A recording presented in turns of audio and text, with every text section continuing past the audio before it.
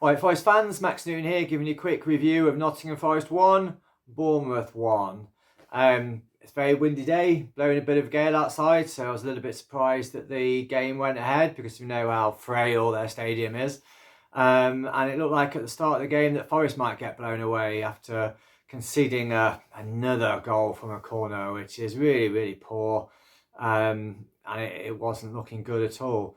However, came into the game as the first half progressed, and arguably probably the better side by the end of the first half. Got forward well, but I was really worried.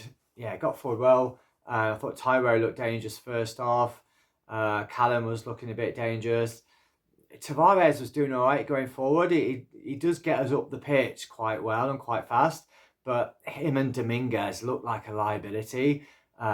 Gave the balls away in some really dangerous positions for us and gave silly fouls away. So I was really concerned that one of them actually was just going to blow the game for us. But like I say, we finished the half well. Brilliant goal from Callum Hudson-Odoi. Hope that shuts up Anthony Chester-McCabe and Connor and others that have been slating Callum. He's a quality player. And that's the second absolutely brilliant goal that he's scored for us that have both been worth a share of the spoils at the end of the game. And then I think second half didn't really light up again. Again, we looked dangerous. I thought we looked dangerous going forward, and each side had a bit of time, a bit of possession, a bit of advanced play. I thought the referee had an excellent game. Pretty sort of excellent game. I thought she did really well with the red card. She didn't bottle it. She could have easily given a yellow and sent it upstairs for them to have a look at, and they'd have probably given it yellow. But it was a rake down the back of Callum Hudson-Odoi's leg, and it's a dangerous challenge. And they called it well on the telly straight away. To be fair, she'd also do well booking Neto for coming all the way out of his area, and Mary Neto probably should have booked him again. And probably should have booked Cliver for a second time in the first half, and certainly for a second time in the second half, which would have meant they were down to 10 men sooner than they were. And yeah, I guess as for the side, I think it was a good attacking formation that was picked. And I think players that I thought played well. I thought Callum played well. I thought Morgan Gibbs-White drove us forward and some good passing. Thought Tyro had a really good first half, faded a bit in the second. Nico played really, really well.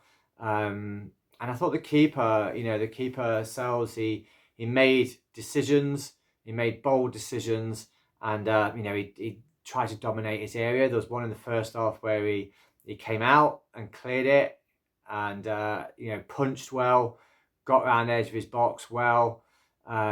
Kicked well, didn't feel nervous at all from his kicking. Didn't really have any hard saves to make, and probably neither did their keeper, to be fair. I think a thing that frustrates me a little bit is, we get into really good positions, then we just give the ball away or do something stupid. And we're getting into really good positions around the box, and then just a crap pass gives it away and sets us on the back foot.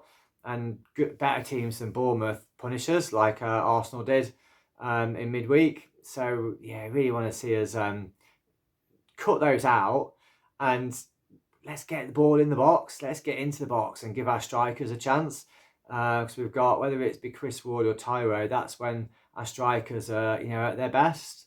Around the penalty spot, around the 6-yard box. So let's get the ball in there quicker. And let's try and turn the defenders around quicker rather than stopping and cutting back. But overall, I think a good performance. Anything away from home in the Premier League is good. It's accumulating points, which is what we need to do. And we need to keep doing that for the games coming forward.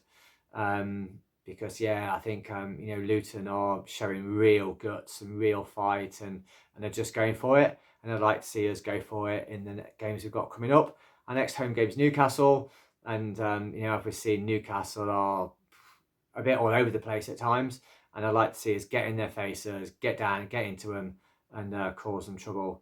So good win, safe trip back to all the Forest fans down there at Bournemouth. Well done. Heard you lots on the radio, on the telly rather. Come on, you Reds.